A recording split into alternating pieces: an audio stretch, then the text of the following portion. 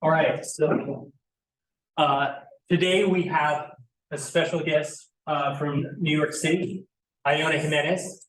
I'll just briefly introduce Ionna.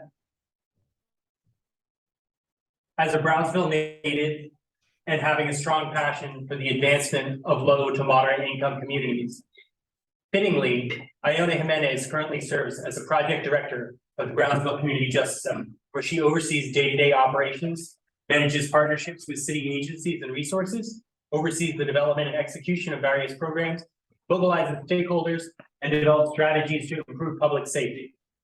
In her capacity, she also oversees the coordination of BCJC's economic empowerment initiatives, including neighborhood incubation, retention and expansion of services, scaling, and youth workforce development strategies. So Ionna, why don't you go ahead and take it away. Hi, good afternoon, everyone. So as Alan mentioned, I'm Ionna Jimenez. I'm currently the project director of the Brownsville Community Justice Center. And basically what that means is that I oversee an amazing organization that focuses on public safety in a small community in a section of Brownsville, Brooklyn. And I'll give you a great overview of Brownsville. But one of the reasons why the Brownsville Community Justice Center focuses on public safety is because Brownsville is extremely impacted by public safety issues. And the most impacted group of people who are affected by these issues are young people. And so the BCJC, which we affectionately call it, places a hyper focus on working really closely with those young people who are most impacted by the criminal justice system and all types of injustices that happen to a community like Brownsville. And so I have a little presentation, and then I'll also talk to you about some really great work that we're doing to combat public safety issues that is more on the creative side. And we really utilize our young people's creative thoughts and visions to implement placekeeping projects that affect public safety issues in Brownsville. So really quickly about Brownsville. Brownsville is a small community in the central Brooklyn part of New York City. It's about 1.163 square miles, so it's pretty small and has a population of about 100,000 residents. And if you can imagine such a small neighborhood with so many residents, why we have so much issues around public safety happening. Brownsville is also home to about 76% Black and 20% Latino, and then the rest are other different types of races. Brownsville is also home to the largest concentration of public housing in the nation. So again, if you can imagine a whole bunch of people in these types of high-rise buildings that are so congested, why these types of issues may arise. And one of those issues that we're going to talk about through this presentation is public safety. And so 46.6% of Brownsville's children live in poverty, where the median income is less than $26,000. Coincidentally, roughly 46% of Brownsville's youth do not graduate from high school. Behind these stats is also a map of Brownsville. And in the map where you see the cluster of red dots, this is a map that we received from the 73rd precinct, which is Brownsville's local police precinct. And this is some data that was compiled from 2013 to 2014 that demonstrates active shootings in these areas. And all of the red ones are shootings from 2014. And you can see like there's a cluster of shootings in one particular area, which coincidentally, and not so coincidentally, is where most of the NYCHA developments are. And so with that, you will find that incarceration rates in Brownsville is 3 times higher than New York City as a whole. And in 2009, 290 adults were admitted to prison at a cost of $30 million. So Brownsville is also known for the $1 million blocks, which means that it costs about $1 million per block in Brownsville to incarcerate individuals who live there. And so what do we do at the Brownsville Community Justice Center to make some positive changes in regards to public safety? So we provide a dynamic youth program. So we, engage community and young people around what their interests are and try to provide programs that reflect those interests. And then we also work really closely with those young people while they're working on those skills in those interest programs, which usually are centered around arts and culture, to affect positive social justice issues in their community, that are centered around place-based projects. So young people learn a skill and they gain experience in that skill by producing something in their community that in turn affects public safety. And we'll talk more about that. One of the other things that we focus on in Brownsville is also connecting residents to economic opportunity. We also understand that in neighborhoods like Brownsville, where there's a high rates of public safety issues or crime, you also see poverty. And we believe that poverty is the main driver to crime in these types of neighborhoods, along with health outcomes, along with educational outcomes. You tend to see all of these things happening in communities that have high instances of poverty. And so what do we do and how do we help young people solve issues that are centered around public safety in Brownsville? I'm going to talk specifically about our tech programs, because we've been able to utilize technology in a way that affects public safety issues. And namely because in Brownsville, I mentioned, that it has the highest concentration of public housing in the nation. A lot of the community, which is really 1 square mile, is also segregated and divided. So you'll find that there's a number of turf wars happening within Brownsville. And some young people don't have access to certain resources because of safety issues. So they may not be able to travel to one part of Brownsville because they may have some beef or issues with another set of people who live in a different part of Brownsville. And so we really wanted to think past some of our place-based projects that thought about space and tried to think about how we can creatively design impactful programs that affect public safety that everyone had access to. And technology is something that everyone has access to, whether it's at their fingertips with a cell phone, or whether it's in a public space that also just displays beautiful images. And so one of the things that we've been working on really most recently with our young people is, understanding that the turf issues are happening. One of the things that our young people brought up was that, what if we were able to kind of talk to young people from different parts of the neighborhood that we wouldn't normally talk to because of these turf issues, and really got to know them and what they were going through. And we would find out that there were some similarities between the two. And that could possibly bridge the gap between the issues that they were having within their own social networks. And so what they developed was a virtual reality game that took a scan of the Brownsville community and also interviewed hundreds of residents, real residents who live in Brownsville. And this game allowed a person to kind of travel throughout Brownsville without actually having to travel through Brownsville. And so I'm going to show you a video of that process. And the video game is called Fireflies.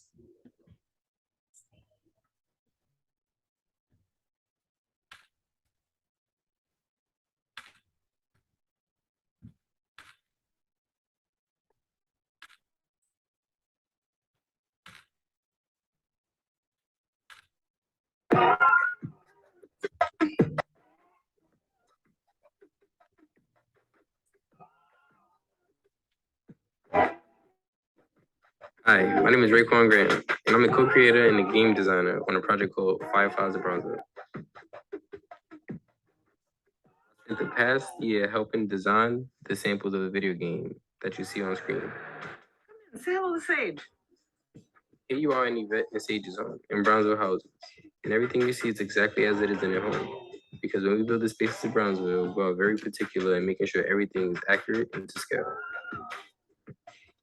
You can even interact with the smallest of things to really immerse yourself in the game.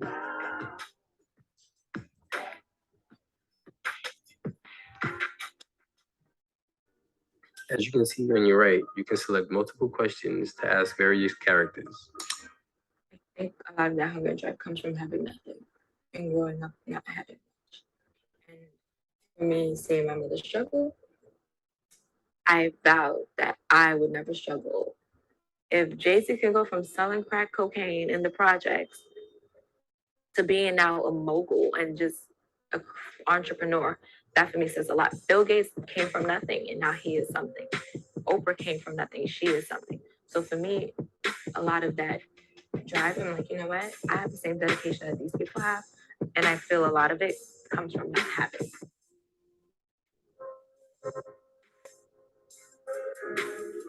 This game gives you the ability to cross the divides between developments so the imaginary borders don't exist.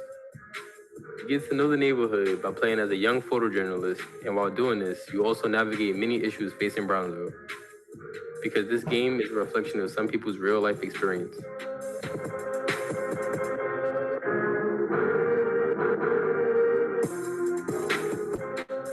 When did you get this? Really? Are we still talking about this?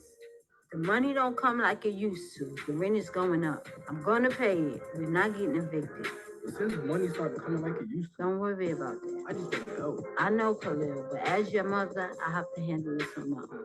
I work though. I could give you some money towards the rent and other stuff. Stay focused on you. We have over 100 interviews of Brownsville residents to explore more than the stereotypes of public housing, because the people are what make the neighborhood.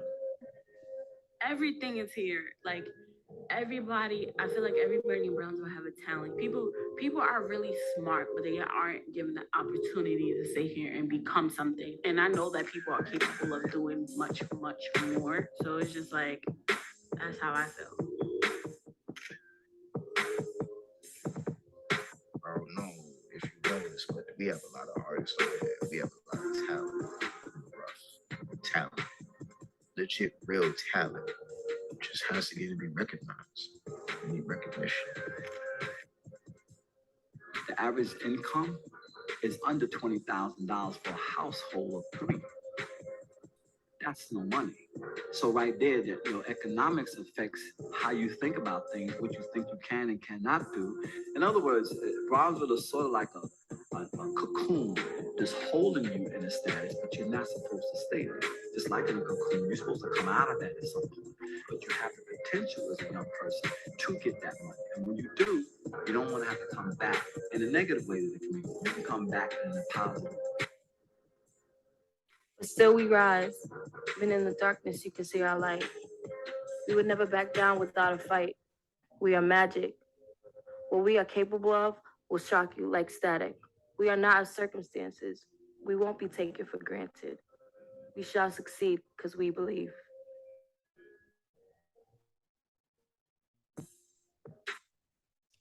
And so that's the Fireflies virtual reality game that is in its final development stages. As you can see, that is absolutely just a mock-up.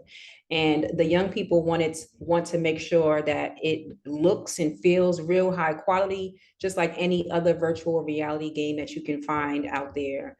And the idea behind this project is that, once it's finalized and ready for release, is that we will be able to put these virtual reality headsets all across Brownsville. And at any given moment, you can find someone playing the game and really being immersed in the full community of Brownsville, understanding that there are some areas that they physically cannot travel to, but are able to travel in virtually and really get to know their neighbors and their community, and ask questions and really find out that there are so many similarities that they all have, and hopefully can bridge the gap between themselves and the people that they may have issues with, understanding that they're all in the same place and they're all facing the same challenges.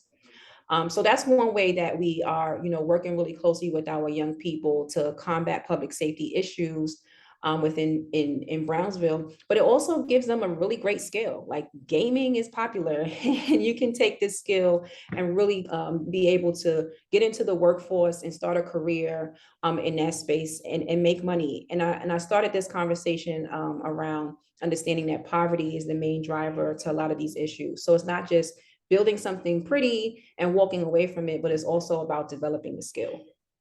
One of the other tech projects that we're working on now, and kind of similar to the virtual reality game, is our Be Live app. And so our Brownsville Live app is also another way that, you know, young people can get to know each other without having to cross those boundaries that cause them safety issues and concerns. And also realize that everyone mostly in Brownsville is super talented and are artists themselves. And there's a lot of stuff going on in the community that they can tap into. And so the Brownsville Live app allows people to see all of the talent that's happening in Brownsville. And it's also another way, like in its second iteration, for us to think about like entrepreneurship and how can we tap into e-commerce. So the app will also provide like a platform for small businesses to be able to market their products in the second iteration. But I'm going to show you a commercial that the young people also created, developed, shot, and executed that highlights the Brownsville Live app and all that it does. So I'll show you that part now. Let's see. What's up, YouTube? What's up, YouTube? What's up, YouTube? What's up, YouTube? What's up, Hey, YouTube? you, I can show you something way more interesting. Download Brownsville Live. Oh, no. Phones do not talk. I don't know what country. Mom did not pay this plan for you to be talking. I need you to Just trust me. Brownsville Live is an interactive augmented reality app. Try to scan the poster over there. When you point your camera at designated images, the photo will come to life in the palm of your hands. You know the vibes. We outside with it. Now we're getting into it.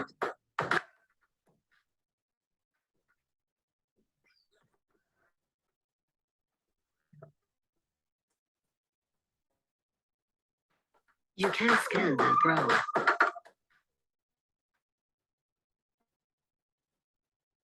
I lied to more. I got a lot more to show you.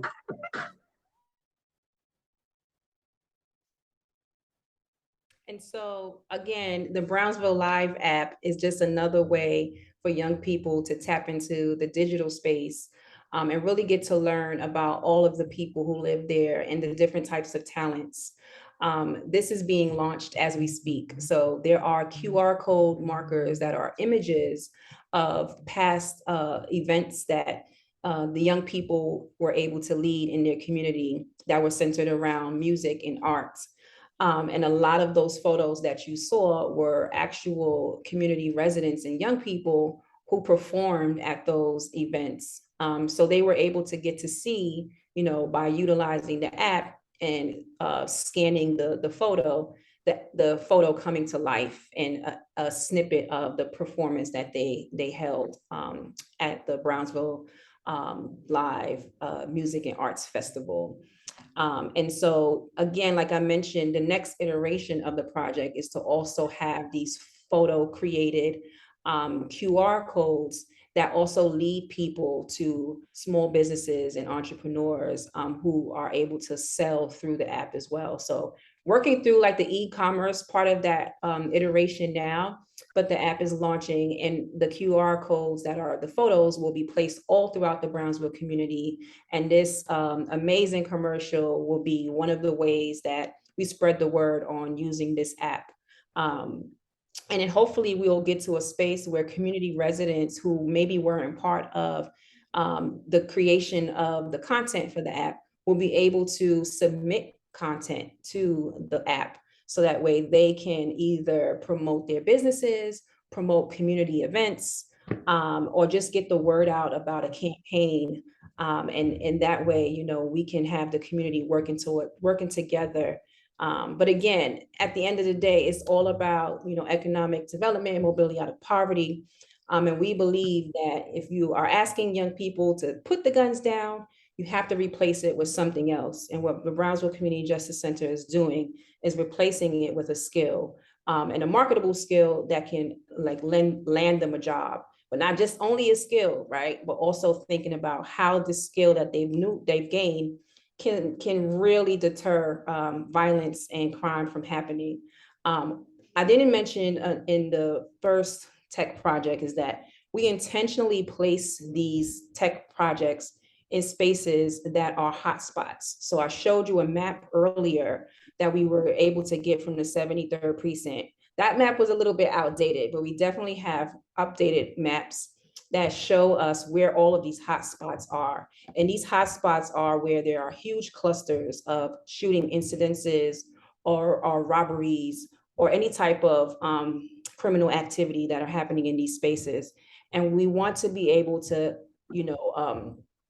intervene from these crimes happening in these spaces by placing the Be Live app markers in those spaces, by placing the VR game there, so that there's different ways to interact with space outside of just the criminal factor of it, right? That there's people who are using the space for other reasons versus the other reason in which we're talking about today.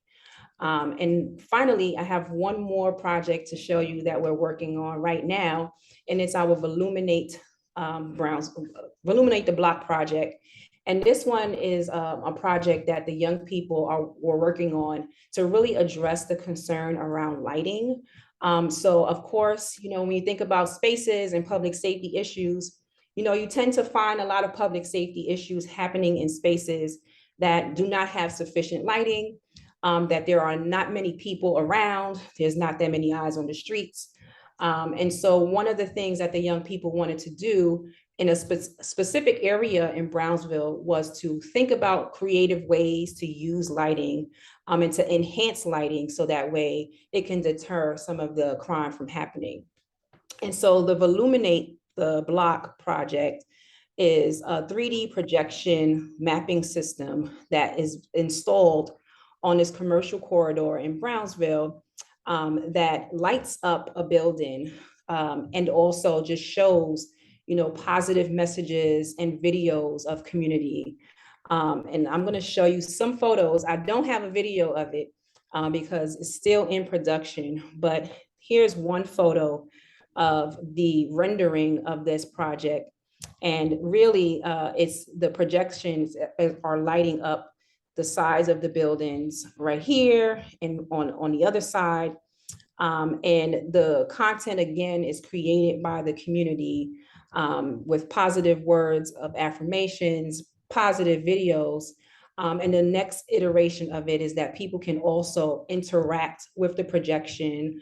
Like if there's a game, it's kind of like a Wii system, if you know what Wii does, where they utilize people's bodies to move things on the building. There's a lot of techie words that go with that I am not a tech genius myself, but it's pretty cool and dope that not only is it like lights up the space, but people can also interact with it and play video games on it. And eventually, again, we want to get to a space where community residents are also providing content for it to spread messages, to talk about their campaigns or small businesses or any types of events that are happening.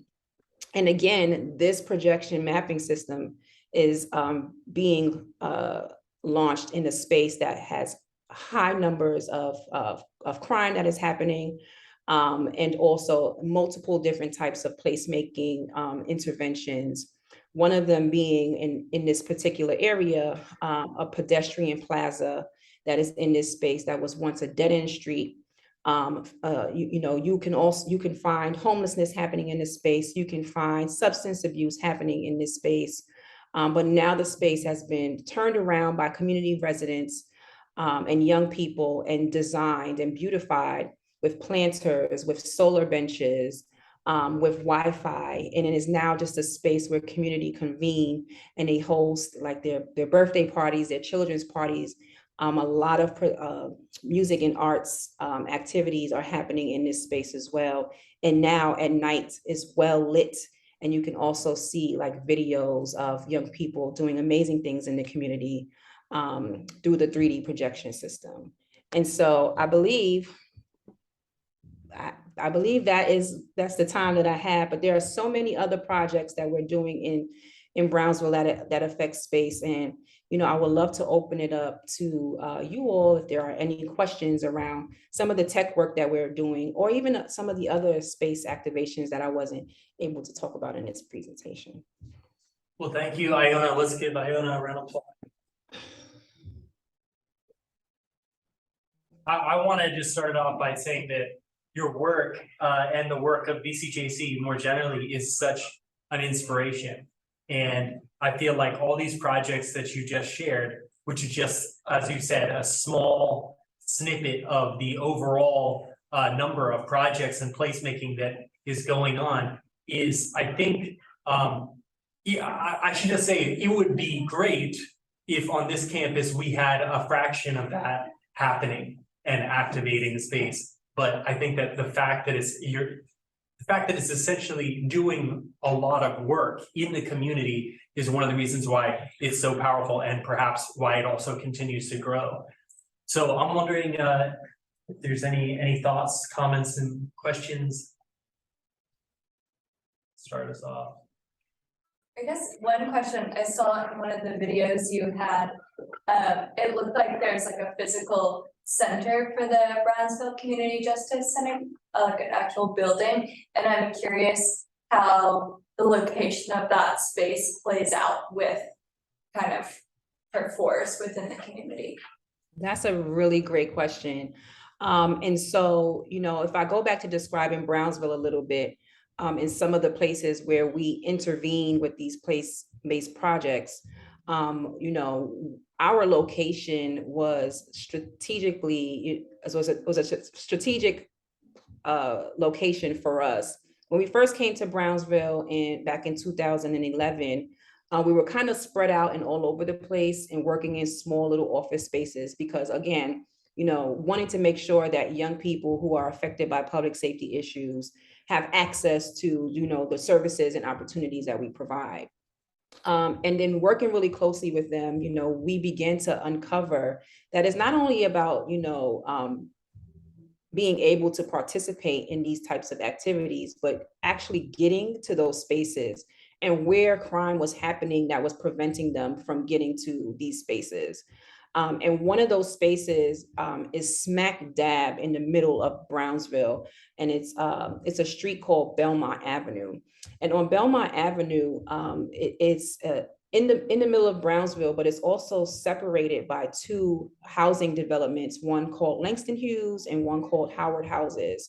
Belmont Avenue was also once a thriving commercial corridor, where a lot of small businesses used to, you know, have their small businesses there. And, you know, that's where a lot of the local economy was really, you know, started on Belmont Avenue. Unfortunately, you know, with the community's decline and a lot of disinvestment from, you know, local officials and city agencies, Belmont Avenue had seen a lot of decline over the years. And that's when the uptick in violence started to happen. And, you know, our young people would bring this to our attention, and that's like, we need to focus on that space first, and worked really closely with them. You know, over the years, we've been working not only with young people, but with merchants on the corridor to think about what other types of services and resources they need to be able to be, you know, successful in the community. And, you know, we had to put our money where our mouth was. And so now our main office lives on Belmont Avenue, just to continue to be a part of the economic development in that space, you know, decrease the vacancy rate on that space, because we also know where there's high vacancy on commercial corridors, you know, you'll also see like crime happening in those spaces too. So, you know, we want to invest in the community. So we were able to, you know, secure a space on Belmont Avenue, and also just create like a safe passageway for young people from different parts of the neighborhood to be able to get to our space as well. So we're on Belmont, and we also have another location. We have two other locations I didn't mention, again, to make sure that we're, you know, giving full access to young people who may not be able to still travel to our location.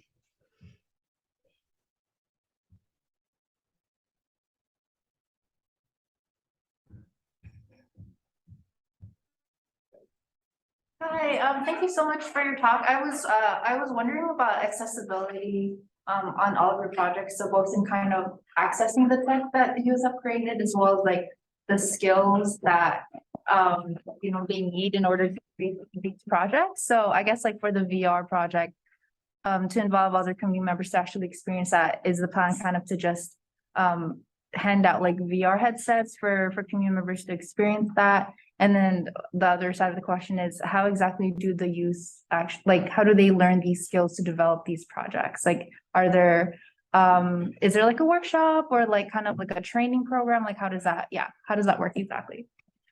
Yes, so I'll start with that question and then go to like how we're actually rolling out the VR. So we don't have all of those types of expertise at BCJC, but one thing that we're really great at doing is, making sure that we hire consultants who have these types of expertise to be able to facilitate these workshops. And most of the time, our consultants come from the community in which we serve, which is Brownsville, and they're able to, walk a young person through, what it means to code, how, to utilize the gaming software. For this particular project, young people built the gaming computer from the ground up, right? And so they not only got to learn how to, design a video game, but they were able to design the actual gaming computer that created the virtual reality game. So they learn all different types of skills with that.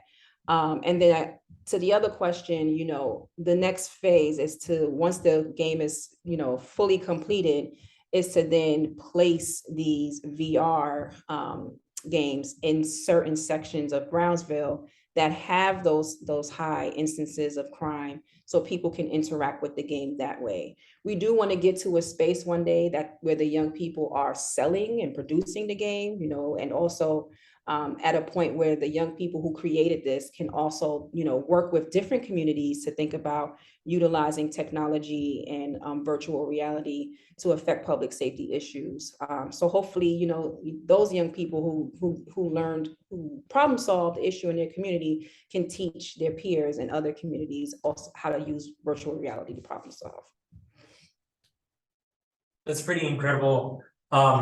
And it's almost like a design school that you have that is just scaling up and spreading. I have a follow-up question, and then perhaps there's more. So keep thinking of questions. Oh, here's one. Yes. I had a question. Do the youth get to pick their skill that they want to learn, or is it like a set amount of skills that you guys have access to that you guys share? Yeah, it's very important that the programs that we develop are interest-based. And so, at the point of engagement, we ask, young people what they're interested in learning. Also with the understanding that access to all different types of programs and interests and hobbies and all that great stuff is really not that accessible in communities like Brownsville. So we do understand that young people may try one thing and be like, I don't really like this, let me try something else. So that way they can really get to understand who they are at the core and invest their time in something that they really love to do. And so, while a young person, may be interested in music, they may turn around and say, I actually want to try this tech project and, get fully engulfed in that and excel and succeed in that area. So it always starts with just asking people questions around what they're interested in and developing programs that are centered around their interests.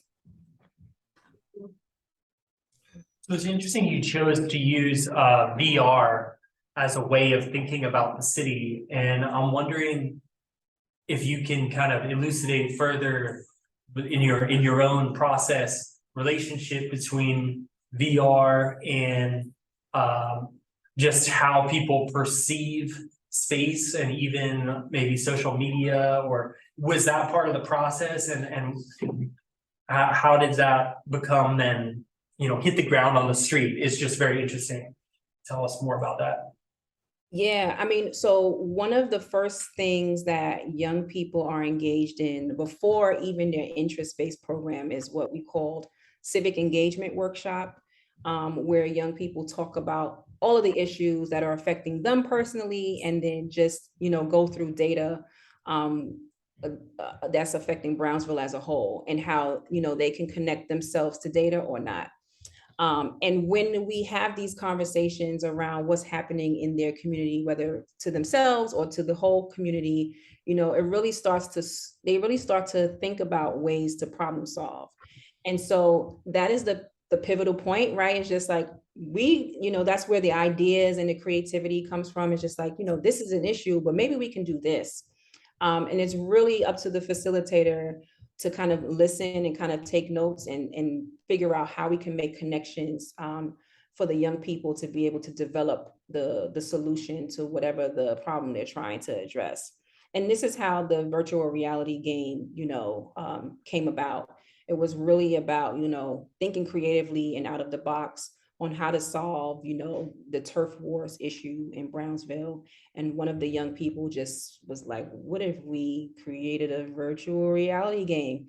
And I think it's, you know, I really hold the staff, you know, to the highest regard in this, by being able to really take the young person's interest and figure out like how they can develop that skill. Because also, you know, that if there's one person thinking about it, there's several people thinking about it. And so, you know, making sure that we are able to provide, you know, access to those skill building opportunities. But young people, you know, they always say that if you're closest to the problem, you're also very close to the solution. And so we just have to create those types of spaces to have that, you know, that conversation and someone listening and being able to say, you know, we can actually do that. Makes a lot of sense. Hi, thank you for your presentation. I just have a question about the youth program and then BCJC itself. I was wondering, is there like a selection process for the youth? And it seems like BCJC is pretty big. Like how many youth do you have? And like, I know like the community is huge, so you can't accept all the youth. So like, yeah, is there a selection process? And then also, it looks like there's a lot of volunteers or staff for BCJC, but is it all volunteer based? Or is it y'all have like a lot of offices and like you have paid employees and stuff? Yeah, so because again, I mentioned that, you know, we want to work really closely. We're a public safety agency and want to work really closely with those who are most impacted by public safety issues. You know, one of our eligibility requirements is that there has to be some type of justice involvement. So we are working with the young people who have been impacted by the criminal justice system, whether they've been the perpetrators of violence or the victims of violence. You know, that is one of our eligibility requirements. But we do also have, you know, programming for young people who, you know, just want to explore interest and are also interested in civic engagement and how they can get involved in Brownsville. We do have staff. We have a very diverse team. We have about like 15 staff members right now. And it does take a lot of, you know, support within the community to be able to run these types of programs. So we do have a volunteer base that we pull from. So basically, can you take us through how perception of space can change violent outcomes in space? Say that again? Can you explain a little bit of how changing the perception of a space can change the outcomes of violence or reduce violence in space? Absolutely. I mean, you know, once a violent activity happens in the space, there is this traumatic experience that happens with the space and a narrative around the space that people talk about, right? Like somebody got shot on a corner. Now this corner is always known for someone getting shot at. And the more instances that happens in those spaces, this becomes, you know, the narrative about that space. But there's so many other things that people utilize the space for versus not only, you know, violence. And so I think in regards to perception, it's about having conversations around what other types of activities are happening in that space that is positive, that we can highlight, so that way we can kind of shift the perception of that space. and, just bolster more of those types of activities. So that way people know that this space is not a space for violence, but this is a space where, mothers and daughters hang out. This is a space where music and art festivals happen. This is a space where, small businesses are able to sell their products and services. And that really changes the narrative around the space and also what types of activities are happening in those spaces. That makes sense. It seems like, first of all, it's very clear that these projects that are being done by the youth are having outcomes in the community, are changing the plaza, changing the space, putting things up around the street. But can you also speak to the effect of going through the design process and ideation process on the participants themselves? Does that affect themselves and their friends and their families' social network? Yes, absolutely. When you have these conversations in the civic engagement workshops around, what can we do around specific issues, the immediate reaction is nothing. Like, we can't do anything about any of these issues. And there's this sense of hopelessness, right? And so, when you talk about, the creative spirit happening and them starting to think outside of the box, and they go from just this thought to the actual execution of something, that changes how they feel about things, but it also gives them ownership over what the project is and also over the space, right? So maybe that young person committed an offense in that space, but now they've also done something positive in that space.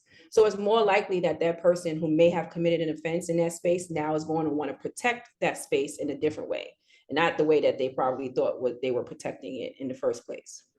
And so, when I talk about this, I mean, like, if a mural goes up, right, and we talk about graffiti happening over the place, if the young person that was a part of that mural process from design to execution puts up the mural, they're more likely to not want to deface the property now, right? They're going to make sure that the space continues to be beautiful and they maintain the mural, and that no one else, defaces their mural because, they went through this process.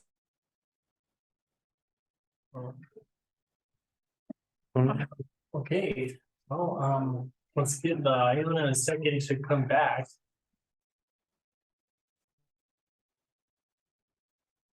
Looks like she lost her email.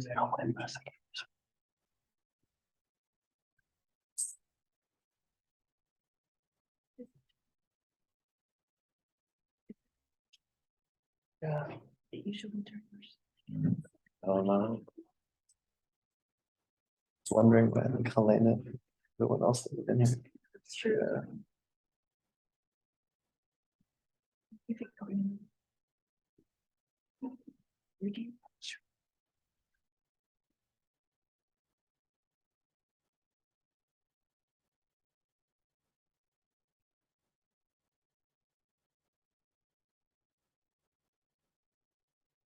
What do you guys think? Pretty inspiring project. I mean, I think it puts a lot of design schools to shame, actually. Because of the transformative process on the students, the outcomes, the redemption quality, and the ability to actually change. It's like every project is a built project. So it's like the Bauhaus, I mean, it's beyond the Bauhaus.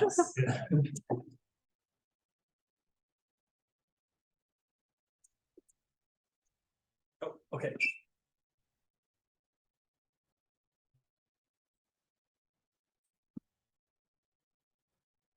Ionna? Okay, you're back. Okay, you're back. So we were just continuing to muse on this and how really inspiring the project is, how it's really is like you have a design school going that not only affects change in the community, but also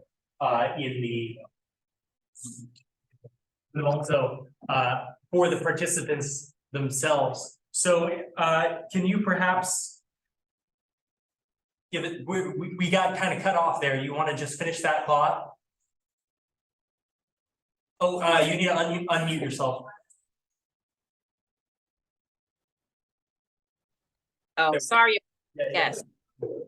So I was talking about ownership and how that changes, you know, a young person's mindset around, you know, how they contribute to the environment and the spaces around them. And when they go through this process of seeing a project from ideation to execution, you know, they want to create, they create a sense of protection or stewardship of the space. And that changes, you know, their own perceptions of spaces and how they were once utilized. But also, you know, there's also a study out there that states, you know, once people are more civically engaged in their community, you know, you tend to see, you know, how they interact within their community, and they're more likely wanting to, you know, think about problem solving and solution oriented things. And I guess that's just the way that, you know, you change how young people think about their spaces and envision what their spaces could be and do. Okay, well, thank you very much. Let's give Ionna another round of applause. Keep up the incredible work, and we'll have to follow up with you sometime soon. Thanks a lot. Thanks for having me.